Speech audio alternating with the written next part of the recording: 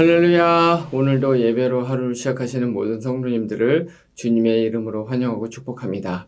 이 시간에 먼저 찬송가로 주님 앞에 나가겠습니다. 찬송가는 279장 인내하신 구세주여 함께 찬송하시겠습니다.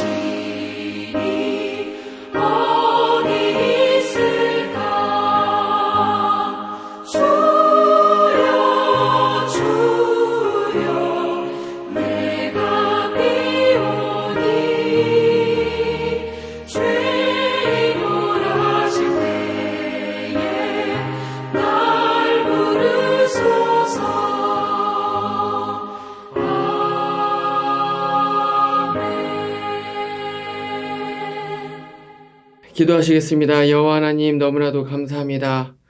오늘도 하나님께서 우리에게 주실 은혜와 축복과 진리가 있어서 우리를 이 새벽에 또 주님 앞에 모아주신 줄 믿습니다. 하나님 우리가 함께 예배하며 말씀 보며 또 주님의 진리를 알아가게 될 때에 주의 성령으로 인하여서 우리의 삶이 변화되고 또 우리의 마음 가운데 힘들고 어려운 것이 있다면 주님께서 주시는 능력으로 채워지는 시간이 되게 해주시고 또 우리의 마음 가운데 상처가 있다면 치유와 회복을 경험하는 시간이 될 수 있도록 이 말씀 시간을 붙들어 주시옵소서. 우리를 모든 것으로 아름다운 것으로 채워주시는 거룩하신 우리 주 예수님 이름으로 기도합니다. 아멘. 이제 우리에게 주신 하나님 말씀 찾아보겠습니다. 말씀은 신명기 4장 25절부터 31절입니다. 내가 그 땅에서 아들을 낳고 손자를 얻으며 오래 살 때에 만일 스스로 부패하여 무슨 형상의 우상이든지 조각하여 내 하나님 여호와 앞에 악을 행함으로 그의 노를 일으키면 내가 오늘 천지를 불러 증거를 삼노니 너희가 요단을 건너가서 얻는 땅에서 속히 망할 것이라. 너희가 거기서 너희의 날이 길지 못하고 전멸될 것이니라. 여호와께서 너희를 여러 민족 중에 흩으실 것이요 여호와께서 너희를 쫓아보내실 그 여러 민족 중에 너희의 남은 수가 많지 못할 것이며 너희는 거기서 사람의 손으로 만든 바 보지도 못하며 듣지도 못하며 먹지도 못하며 냄새도 맡지 못하는 목석의 신들을 섬기리라. 그러나 내가 거기서 내 하나님 여호와를 찾게 되리니 만일 마음을 다하고 뜻을 다하여 그를 찾으면 만나리라. 이 모든 일이 내게 임하여 환난을 당하다가 끝날에 내가 내 하나님 여호와께로 돌아와서 그의 말씀을 청중하리니 내 하나님 여호와는 자비하신 하나님이심이라. 그가 너를 버리지 아니하시며 너를 멸하지 아니하시며 내 조상들에게 맹세하신 언약을 잊지 아니하시리라. 아멘. 우리는 계속해서 신명기 말씀으로 함께 큐티를 하는 가운데 지금은 계속해서 모세의 첫 번째 설교를 보고 있습니다. 어제까지의 말씀에서 모세는 이제 이스라엘이 현재 여기 요단 동편에 올 때까지 하나님께서 어떻게 그들을 인도하시고 보호하셨는지에 대한 그 역사적인 부분에 대해서 이야기를 해 주었습니다. 그렇기 때문에 이 4장부터는 그런 하나님을 너희들이 잘 섬겨야 된다. 이제 이런 식으로 이야기를 하는데 그 잘 섬긴다는 것은 다른 것이 아니라 시내 산에서 받은 바로 그 모세의 율법, 모세의 언약을 잘 지키는 것이다. 라고 그렇게 이야기를 하는데 그 중에서도 특별히 우상 숭배를 금지하는 것을 너희들은 꼭 지켜야 된다. 라고 그렇게 경고를 하고 있었습니다. 그리고 오늘 말씀에서는 만약에 이 경고를 무시하게 될 경우에 어떤 재앙을 받게 되는지에 대해서 이야기를 하는데요. 그것은 이들이 그토록 원하던 우상 숭배를 마음껏 할 수 있도록 가나안에서 추방이 돼서 이방 민족의 땅에 살게 될 것이다라는 그러한 재앙이었습니다.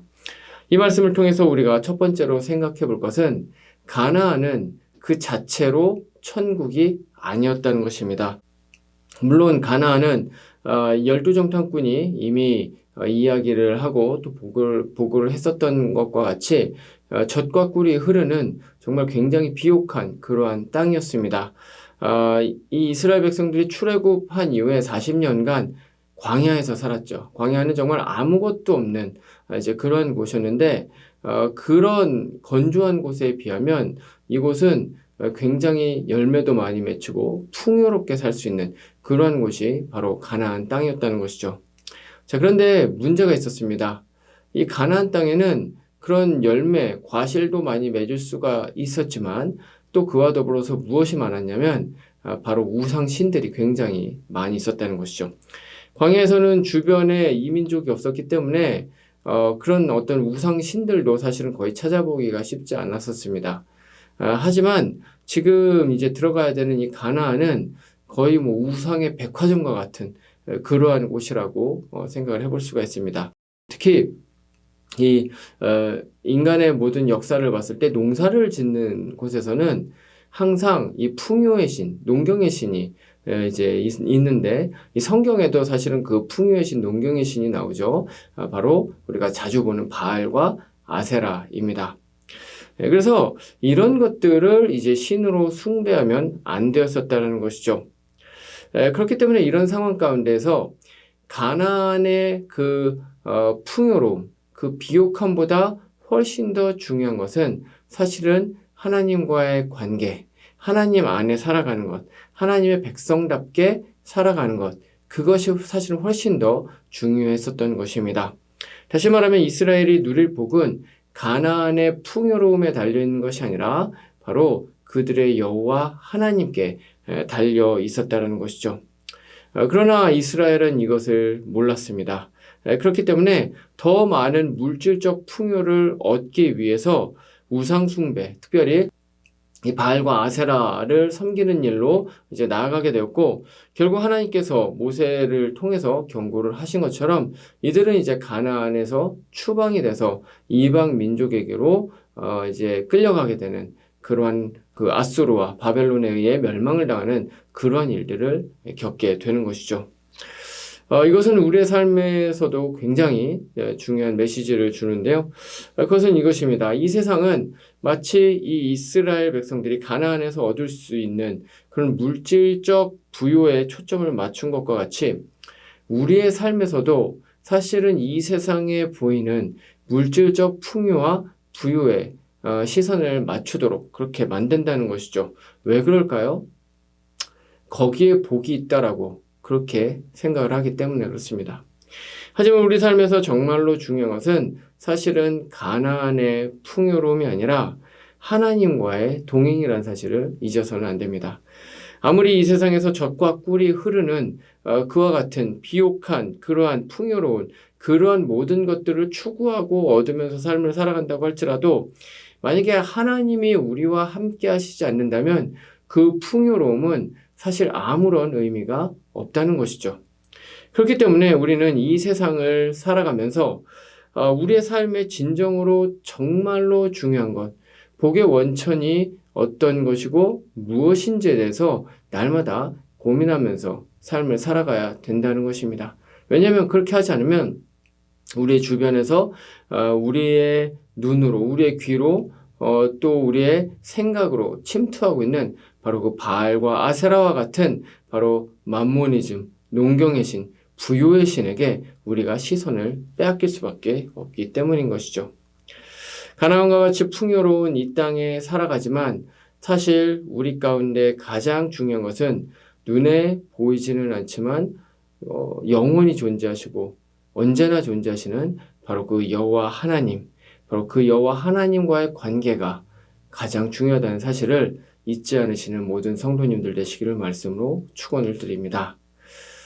그리고 오늘 말씀을 통해서 우리가 두 번째로 또 생각해 볼 것은 바로 하나님의 자비의 풍요로움입니다. 오늘 말씀 25절에서 28절에서는 앞에 말씀드렸던 것과 같이 이들이 만약에 우상 숭배를 하게 될 경우에 가나안에서 어떤 재앙을 맞게 되는지에 대해서 이제 이야기를 하게 했습니다. 그래서 그것은 바로 가나안으로부터 쫓겨나게 되는 그 추방이라고 그렇게 말씀을 드렸죠. 자, 그런데 29절에는 반전이 일어나게 됩니다. 29절 함께 읽겠습니다. 그러나 내가 거기서 내 하나님 여호와를 찾게 되리니 만일 마음을 다하고 뜻을 다하여 그를 찾으면 만나리라. 아멘. 이들이 하나님의 명령을 따르지 않고 우상을 숭배해서 가나안으로부터 이제 쫓겨나게 될지라도 이 지금 29절에서는 뭐라고 말씀하십니까? 이들이 다시 여호와를 찾게 될 것이고 그러면 하나님을 만나게 될 것이다. 지금 이렇게 이야기를 하고 있는 것입니다. 다시 말하면 징계 이후에 회복이 일어나게 될 것을 선포하고 있는 것이죠. 자, 그런데 여기서 이제 주목해야 될 부분이 있는데요. 그것은 여호와를 찾아라 라는 그런 어떤 명령형이 아니라 여호와를 찾게 될 것이다 라는 어떤 단순 미래형으로 이야기를 하고 있다는 것입니다.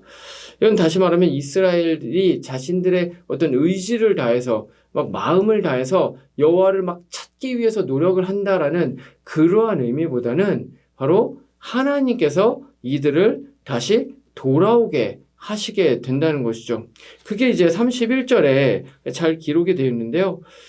이들이 어떻게 해서 다시 돌아올까에 대해서 31절에서 이제 모세가 이렇게 이야기를 합니다. 내 하나님 여호와는 자비하신 하나님이시라. 그가 너를 버리지 아니하시며 너를 멸하지 아니하시며 내 조상들에게 맹세하신 언약을 잊지 아니하시리라. 아멘.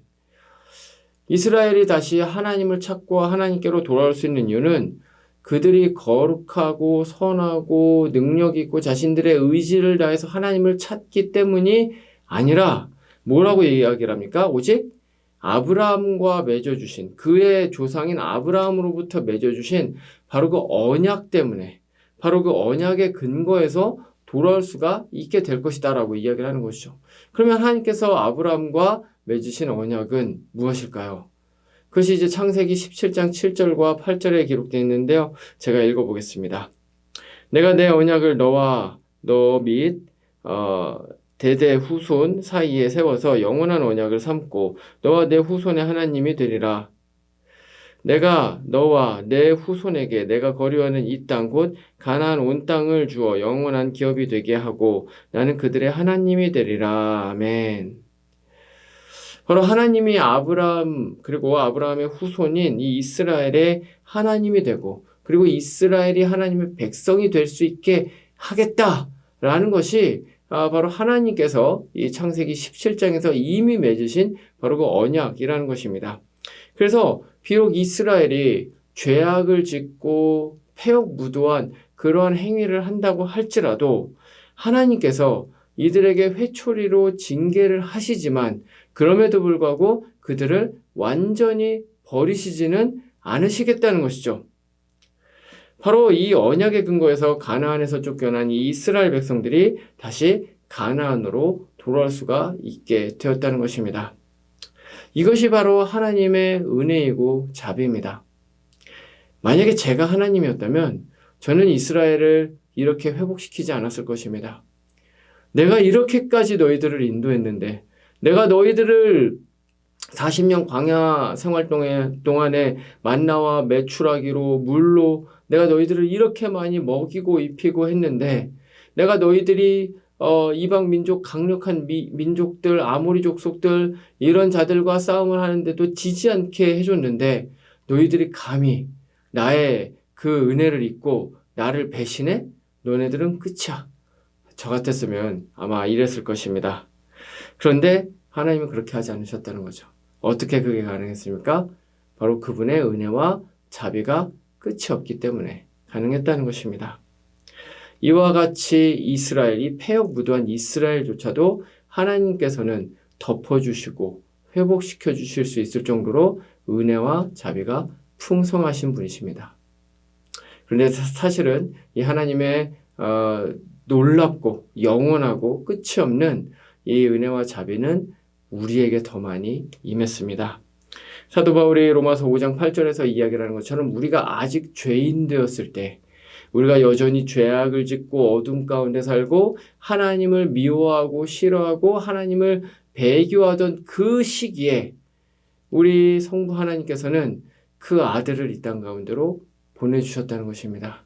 우리가 선하고 거룩하기 때문이 아닙니다. 착하게 살기 때문이 아닙니다. 우리가 여전히 죄인 되었을 때 보내주셨다는 것이죠. 그리고 우리의 모든 죄의 짐을 바로 그 아들에게 모두 다 전가시키고 그 아들을 죽임으로써 우리의 모든 죄를 사해 주셨다는 것. 그리고 또 뿐만 아니라 그 이후에 예수 그리스도를 믿는다고 하지만 여전히 죄악 가운데 살아가는 바로 우리들, 이 우리를 여전히 주님께서는 버리지 않으신다라는 것이죠. 똑바로 살지 않는다고 해서 구원이 취소가 되지 않는다는 것입니다.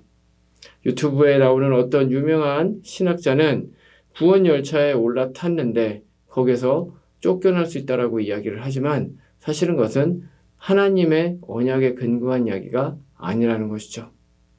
구원 열차에 올라탔는데 하나님께서는 내리라고 하시지 않습니다. 왜냐하면 우리가 구원 열차에 올라탄 것 자체가 우리의 의지나 선함이나 거룩함이나 우리의 능력으로 탄 것이 아니라 바로 우리 주 예수 그리스도께서 우리의 손을 꼭 붙잡고 함께 구원 열차에 올라탄 것이기 때문에 그렇다는 것이죠. 그렇기 때문에 예수님께서 이 손을 놓지 않는 이상 그 어떤 것도 그 무엇도 그 누구도 심지어는 우리가 저지른 죄악까지도 우리를 구원 열차에서 내리게 할 수가 없다는 것입니다. 근데 중요한 것은 무엇입니까? 예수님께서는 한 번 잡은 그 손을 놓지 않으신다는 것이죠. 이것이 우리가 날마다 우리 마음속에 새겨야 되는 은혜입니다. 우리는 예수님을 믿지만 여전히 죄를 짓고 살아갑니다. 그러나 오늘 말씀에서 이스라엘을 징계하셨지만 그들을 주권적으로 회복시키고 그들을 다시 하나님의 백성이라고 불러주시는 것과 같이 우리 역시도 마찬가지로 우리를 영원한 자녀 삼아 주셨다는 것이죠. 이것은 마치 누가복음 15장에 나오는 돌아온 탕자의 비유와 같습니다. 우리가 돌아온 탕자의 비유를 잘 알고 있는 것처럼 이 둘째 아들, 이 자는 사실은 아버지에게 해서는 안 되는 행동과 말들로 사실은 아버지와의 관계를 다 끊고 나가버렸습니다. 자, 그런데 중요한 것은 아버지는 관계를 끊지 않았다는 것이죠. 사실 아버지는 이 아들, 둘째 아들과 관계를 끊어도 누구도 뭐라고 하지 않을 것입니다. 이 이야기를 들으면 누구나 다 아유, 그런 자식 없는 셈 치세요. 이렇게 이야기를 할 것입니다. 하지만 아버지는 끊지 않습니다. 왜 그럴까요? 아버지이기 때문입니다. 우리와 하나님의 관계가 이와 같다는 것이죠. 세상 끝날까지 완전히 거룩해질 수 없는 우리입니다. 그래서 어제도 죄를 지었고 오늘도 죄를 짓고 있고 내일도 죄를 짓게 될 것입니다. 우리는 결코 이 땅 가운데서 완전히 성화되고 완전히 거룩해지고 완전한 영광에 이르지 못하게 될 것입니다. 그런데도 너무나도 감사하게 우리를 놓지 않으시는 것이죠. 여전히 우리를 하나님의 아들이다, 딸이다 말씀해 주시는 것이죠.